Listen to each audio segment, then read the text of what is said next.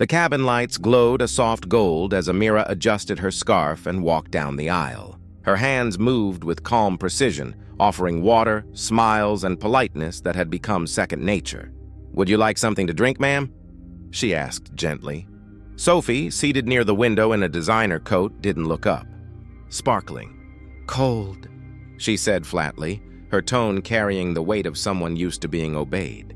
Amira nodded, her eyes flickering for only a second before she turned away. The hum of the engines filled the silence between them. Around them, laughter and chatter from other passengers softened the moment, but the air felt heavier near Sophie's seat. When Amira returned, placing the glass carefully on the tray, Sophie's gaze met hers for the first time, sharp, assessing. "You people are always so patient," she murmured, almost smiling. The words hung, neither compliment nor insult, just venom disguised as observation. Amira's fingers tightened around the edge of the tray. "We're trained to be," she replied quietly. Her voice was steady, but her eyes told another story, one of exhaustion hidden beneath grace. Sophie leaned back, pretending to lose interest, yet her smirk lingered. As Amira moved on, a man across the aisle glanced up, sensing the tension without understanding it. He looked away quickly, pretending not to see. That was how it usually went. Silence as shelter. High above the clouds, Amira's reflection shimmered faintly against the cabin window, calm, contained, untouchable. But inside, something small shifted. It wasn't anger yet, just the first tremor of recognition that even in the sky, she was still expected to bow to gravity. The scent of Sophie's perfume filled the air like authority, strong, floral, and impossible to ignore. Amira could feel it before she even reached the seat, that quiet storm of entitlement waiting to be fed. Sophie's glass was already half empty when she spoke again, her voice smooth but sharp. "Excuse me," she said, tilting the glass slightly. "This isn't cold enough." "I asked for cold. Do you understand?" The words were calm, but the edge was deliberate, a blade dipped in courtesy. Amira forced a faint smile. "Yes, ma'am. I'll bring another." Her voice held no tremor, though her pulse did. She turned to walk away, but Sophie's voice followed. "You know, I don't think it's that hard," she added, her tone louder now, catching the attention of a nearby passenger. "It's your job, isn't it?" Amira stopped. She turned back slowly, her eyes soft but steady. "It is, ma'am, and I'm doing it." Her calmness disarmed the room, yet Sophie smirked, mistaking restraint for weakness. "Don't get defensive," Sophie said, leaning back. "You people always do." A man across the aisle shifted uneasily, his newspaper trembling slightly. The silence after that line was heavier than the pressurized air. Amira didn't reply. She simply replaced the glass, this time colder than before, setting it down with deliberate gentleness. Sophie waited for a reaction that never came. Instead, Amira turned and walked away, her uniform crisp, her spine unbent. Inside, though, she felt the weight. The quiet humiliation tucked beneath duty, the fatigue of having to earn basic respect. The perfume lingered long after, mixing with recycled air and unspoken shame.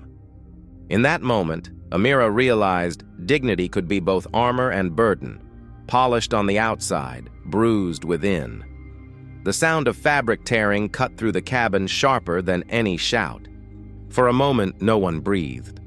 Amira's uniform, once crisp and composed, hung torn near the shoulder, an open wound of humiliation stitched into the silence. Sophie's hand froze midair, her fingers trembling, not from regret, but from the realization of eyes watching. "Look what you made me do," Sophie snapped, her tone brittle. "You grabbed my arm." Amira didn't move. Her voice came low, calm, almost fragile. "I didn't touch you, ma'am." The passengers around them shifted uncomfortably, pretending not to stare, yet their phones began to lift. "You're lying!" Sophie's words cracked, desperation leaking through arrogance. "You people always twist things." Amira's eyes glistened, not from tears, but from the weight of restraint. "Please," she said softly. "Sit down." The camera clicks multiplied. The air became heavier with every flash. One man whispered, "She ripped her dress." Another muttered, "This is going viral." Sophie's mask of superiority started to crumble, piece by piece. As the whispering grew louder than her own voice, Amira adjusted her torn sleeve slowly, her hands steady though her chest ached. Narration filled the silence like a pulse. In that instant, dignity wasn't lost. It was tested. Torn fabric can be sewn, but what she tore was something deeper. Sophie looked around. No allies, no laughter, only faces turned cold. "It was an accident," she stammered. She moved too close." Amira finally met her gaze. "Respect doesn't need distance," she said quietly. That line lingered in the recycled air, settling heavier than shame. Sophie sank back into her seat, her perfume fading beneath the scent of silence. The world had seen enough. The flight was no longer peaceful. It was a courtroom above the clouds. No one moved. The hum of the engines filled the silence like an accusation. A torn dress, a shaking hand, 1,000 unseen histories hanging in the recycled air. Sophie leaned back, her smirk small and brittle, the kind worn by those who think they've won. Around her, eyes refused to meet hers. The passengers had turned into an audience, frozen, complicit, and afraid of choosing a side. A woman in the third row whispered, "Someone should say something." No one did. Phones kept recording instead. The quiet was a verdict of its own. Amira stood near the aisle, her voice calm, but her silence even louder. "Are you comfortable now, ma'am?" she asked softly. Sophie's smirk faltered. "Don't play the victim," she muttered. "You were rude first." Amira didn't argue. Her stillness became its own power, something Sophie couldn't control. The captain's voice broke through the intercom, polite yet strained. "Cabin crew, please resume your duties." But nothing felt resumed. Everything had shifted. Narration draped over the moment like mist. The silence wasn't weakness, it was witness. It saw every small cruelty, every polite smirk that turned into harm, and it remembered. Sophie reached for her drink again, her hand trembling. The confidence that had filled her earlier was gone. A man across the aisle lowered his phone, his expression uneasy. "You should apologize," he said quietly. Sophie shot him a look, but her face betrayed guilt for the first time. Amira exhaled slowly and turned to walk away. Each step felt heavier yet freer. Her uniform no longer just fabric. It was armor stitched with restraint. Behind her, the plane continued through the clouds, carrying a silence that had finally found its voice. When silence becomes a shield for the powerful. The boardroom smelled of cold coffee and control. A long table stretched between Amira and a panel of executives, their faces arranged like masks, polite, unreadable, safe. The head of PR spoke first. Her tone dipped in sugar and fear. "We're deeply sorry for what you went through, Amira. Truly. But we need to be careful how we frame this story." Amira blinked. "Frame it?" "Yes," another man added quickly, tapping his pen. "The public's emotional right now. We can't feed chaos. Let's focus on healing, not blame." She almost laughed. "Who's healing?" No one answered. Papers shifted. The sound of distant typing leaked from the hallway, a rhythm of avoidance. The HR director cleared his throat. "We'll be releasing a statement. It'll say we value diversity, we're investigating the incident, and we stand by our employees." Amira stared at the table. Her reflection stared back, smaller, cracked by the glossy surface. "You're not investigating. You're waiting for people to forget." The PR woman's smile trembled. "That's not fair." Neither was what happened on that plane. Silence. Heavy, uncomfortable. It crawled up the walls into the glass windows and pressed against the skyline beyond. Narration sank in softly. They called it professionalism. She called it quiet cruelty. The world had already seen the video, but truth had no place here, not without permission. One executive finally said, "We can offer you leave, paid, time to reflect." Amira stood, her voice calm but sharp. "Keep your leave. I'm not the one who needs time to reflect." Her chair scraped back, the only sound honest enough to stay. The room didn't argue. The silence, once their weapon, turned on them. The weight of history in one flight attendant's eyes. Amira stood by the narrow window of her apartment, city lights blinking like tired eyes. Her reflection stared back, calm, collected, but beneath it centuries trembled. She touched the bruise on her arm where the woman's ring had cut through fabric, the sting a quiet echo of something older. Her mother's voice came back in fragments. "Be polite no matter what. We don't get to be angry like them." Amira used to nod, thinking strength meant silence. But now, after the flight, that lesson burned like acid. The phone buzzed. A co-worker's voice slipped through, low and nervous. "They're saying the passenger's family has influence. Maybe just let it go." Amira's laugh was small, tired. "Let it go? You saw what she did." "I did, but the company won't back you. You know how it goes." "I know exactly how it goes," Amira said, voice breaking softly. "That's the problem." Silence again, and long, suffocating. Then a whisper, "You okay?" Amira looked out at the city, at people walking free beneath the glow of buildings owned by men like that passenger's father. "I'm fine," she lied. But her reflection knew better.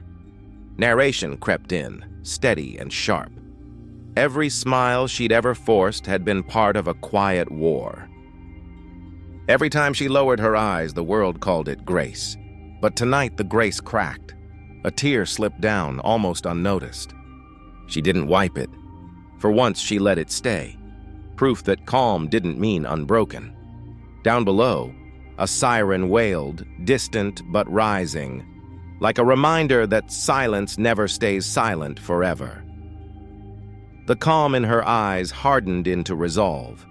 Victor Hensley's office smelled of leather, silence, and power, the kind of silence that only money could buy. He sat behind his desk, scrolling through messages from panicked assistants and PR heads. "Containment," they all said. "Minimize exposure." But when the video loaded, everything stopped. The footage showed his daughter, Sophie, her voice raised, her hand tearing through a flight attendant's uniform, her rage spilling like poison. And there, frozen mid-frame, Amira, silent, still, yet commanding more power than Sophie ever could. Victor leaned back. "How bad is it?" he asked, voice low. Across the desk, his lawyer adjusted his tie. "Viral bad. It's everywhere now. Damage control won't erase this. So we pay them off? Not this time. The internet doesn't forget. Neither does conscience." Victor's fingers drummed against the table. He hated that word, conscience. "You're paid to solve problems, not moralize." The lawyer met his eyes. "Then you'll need more than money, sir." A pause. "A long one, the kind that fills a room like smoke." Victor stood, facing the window. The city stretched endlessly, steel, glass, control. But the reflection looking back was older, smaller. "She did this," he murmured. "And yet it feels like I'm the one exposed." Outside, cameras flashed. Protesters chanted Amira's name. Narration settled like dust in the air. The world that once bent to his wealth now stared back with judgment. For the first time, power felt like a mirror, and he couldn't look away. He turned to the lawyer. "Release a statement? Admit what she did. Are you sure?" "No," Victor said softly. "But maybe it's time I start being wrong." The silence that followed felt heavier than guilt itself. Victor sat in the dim glow of his office, the city lights reflecting off the glass walls like 1,000 tiny witnesses. He held the remote, the footage paused mid-frame, Sophie's hand still raised, Amira's eyes steady. For years, he had built empires, controlled narratives, silenced whispers. Tonight, nothing could silence the truth. "Sir, are you sure about this?" His assistant's voice trembled, hesitant. Victor didn't look up. "Do not protect her. Let it play. Every lie, every bribe, every corner we've cut, let it be exposed, but the board, the investors, they will adapt. They always do. But I can't." His voice broke slightly, a crack in years of control. "I can't cover this. Not anymore." The assistant swallowed. "And your daughter?" Victor exhaled slowly. "She has to face it." She has to learn that money doesn't erase actions, that power isn't a shield from morality. A pause filled the room, heavier than any conversation. "What about the press?" the assistant asked. "Release everything. The footage, the statement, transparency. If the world wants to tear her down, let it. But she will see consequences without me protecting her." Victor finally turned from the window. His reflection was older, lined with regret. "I taught her to win, not to be human. That ends tonight. Are you certain?" "For the first time, I am. Silence has been a weapon too long. Let the truth speak, even if it shatters everything I built." Narration lingered as he sat back. Voice quiet, reflective. He had spent a lifetime mastering control. But some lessons, the weight of conscience, the cost of empathy, cannot be bought. Tonight, wealth is meaningless. Truth has a higher price. He pressed send. The empire trembled. The world waited. And Victor Hensley finally exhaled, leaving his shadowed past behind. The courtroom was tense, the hum of cameras low but constant, capturing every sharp breath, every glance. Sophie sat stiffly, hands folded, her sunglasses hiding the panic that grew behind her carefully maintained mask. Amira entered with slow, measured steps, a quiet authority radiating in her posture. No one spoke, and yet the room thrummed with unspoken expectation. "Miss Hensley, do you understand the charges?" the judge asked, voice even, deliberate. Sophie's hands clenched. I was provoked," she murmured, almost to herself. Amira's eyes met hers, steady, unwavering. "No one provoked you." "You assumed silence meant weakness." A ripple of acknowledgement passed through the courtroom. The lawyers shifted uneasily. Reporters jotted furiously, realizing the weight of her words. The judge leaned forward. "Your behavior has consequences. Do you accept responsibility?" Sophie swallowed, her lips trembling. She stopped. Words failed her. Victor Hensley rose quietly at the back. "I have built fortunes on silence," he said, voice heavy, carrying the weight of years. "But today I break mine. My daughter's actions are indefensible and money will not shield her from consequence." Gasps whispered through the rows. Sophie's shoulders slumped. The first cracks appeared in her composure. The courtroom, once a theater of her privilege, now reflected her isolation. Amira's voice was soft, unassuming, but every word landed with precision. "Some lessons cannot be bought. They must be faced," the judge nodded, delivering the verdict. Community service, airline bans, and public censure. Cameras flashed, yet it was silence that lingered, heavier than any applause, sharper than any condemnation. Narration hovered. In the stillness, truth did what privilege could not. Quiet dignity, restrained and unyielding, dismantled arrogance without raising a voice. Amira exhaled once, a small, resolute nod to herself. Justice, she realized, sometimes breathes rather than shouts.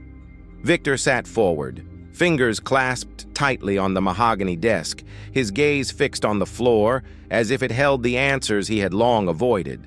The room smelled faintly of polished wood and stale coffee, the quiet heavy with expectation. Around him, executives and lawyers waited, silent, their pens poised but powerless.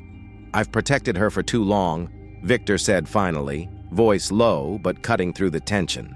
"I thought money could shield my family. I thought influence could erase wrongs. But silence. Silence is no longer protection. It's complicity." A murmur ran through the room. Sophie, seated at his side, covered her face with trembling hands. The first real cracks in her composure appeared. Victor continued, his tone deliberate. "I've spent decades building empires, believing power could substitute morality. I was wrong. My wealth, my legacy, none of it matters if I fail to own the harm we've done." One lawyer ventured softly, "Victor, are you saying—" "Yes," he cut in gently but firmly. "I am saying that my daughter's actions are indefensible." My silence allowed her arrogance to grow unchecked. Today I step back. I refuse to defend her. Let truth have its course. Let dignity have its due. Sophie's shoulders shook. Her voice choked. "Dad, please!" Victor shook his head slowly. "No, this isn't about excuses. This is about responsibility." For once, justice must breathe where money once suffocated it. The room was still, the weight of confession settling like dust. Cameras outside captured the moment, but it was inside that the real earthquake happened. Decades of unchallenged privilege trembled under a father's voice, quiet yet unyielding. Narration lingered. In that confession, the empire's veneer cracked. Power, once absolute, faltered against simple, undeniable truth. Wealth could no longer buy silence. Only responsibility remained, and it was heavier than gold. Sophie lowered her face further. Victor exhaled, a slow, resigned breath. A man finally seeing the cost of silence, and the impossible weight of human dignity reclaimed. Amira moved through the terminal with a rhythm that had nothing to do with haste. Her luggage rolled quietly behind her, the soft hum of wheels over polished floors matching the steady beat of her own heart. Travelers glanced up, brief flickers of recognition in their eyes, small nods of acknowledgement, but none approached. The cameras had stopped. The hashtags had died down. Yet the memory of what happened remained alive in the subtle gestures of strangers, a mother adjusting her child's seatbelt, a man offering a polite space on the moving walkway, a security officer holding the door a moment longer. A voice murmured behind her, hesitant. "Amira?" She turned, meeting a pair of eyes that carried both apology and admiration. She smiled faintly, a curve not of triumph but of acknowledgement. "Yes," she said softly. Silence followed, respectful and unforced. Her mind drifted, unbidden to months past, the noise of social media, the flash of cameras, the tension in the air, the hand that tore at her dress, the looks of shock, the laughter that wasn't hers. She had walked through it all, holding herself together, refusing to let their power define her worth. And now, walking alone, yet not lonely, she felt that accumulation of endurance settle into quiet dignity. A young man, seated near the gate, watched her pass. He whispered to his companion, "She's different now." No, she wasn't different. The world was. She had been the same all along. Composed, patient, unyielding. Only now others were beginning to see it, slowly, without spectacle. Narration lingered. Time does not erase truth. It waits patient until those who ignored it can no longer. Silence, once a weapon, becomes a witness, and in that quiet justice finally breathes. Amira's steps slowed. She paused, taking a deep breath. The terminal buzzed with ordinary life, yet in that ordinary hum, she finally felt extraordinary peace. Seen, unshaken, whole. Sophie folded the crisp uniforms with mechanical precision, her fingers tracing the seams as if each stitch could stitch back the world she had unraveled. The fluorescent lights of the community hall flickered above, cold and indifferent. Around her, volunteers moved quietly, stacking clothing, handing out food, offering smiles she could not return. The irony pressed against her chest. The girl who had once wielded wealth like armor now measured her power in threads and fabric. Each fold a reminder that status could be stripped as easily as pride. Her father sat in the corner of his penthouse, the muted television casting a pale glow across his face. The boardroom whispers, the polished lawyers, the empire built on his silence, all of it reduced to echoes. He pressed his palm to the glass, staring at the skyline that no longer mirrored invincibility. The silence weighed heavier than any verdict. His daughter's cruelty, his complicity, both replayed endlessly in his mind. No wealth could reclaim what dignity had been stolen. No apology could untear the fabric of shame. Amira's voice cut through the memory like sunlight through a dense morning fog. It wasn't revenge, it was remembrance. Her tone was quiet, yet it filled every empty space with conviction. The words lingered in Sophie's ears, in her father's mind, in the hearts of those who had watched and waited. Amira's composure, built from years of restraint, now resonated beyond the courtroom, beyond viral clips, beyond cameras. Sophie paused, a uniform half folded, and let the silence press against her. Her father exhaled slowly, realizing that empire was never about dominion over others, but the choice to honor or betray humanity. Outside, the city moved on, unaware, yet inside, dignity endured, resilient. In quiet halls, in whispered acknowledgments, in acts of humility, justice finally breathed, not in spectacle but in the measured rhythm of truth remembered.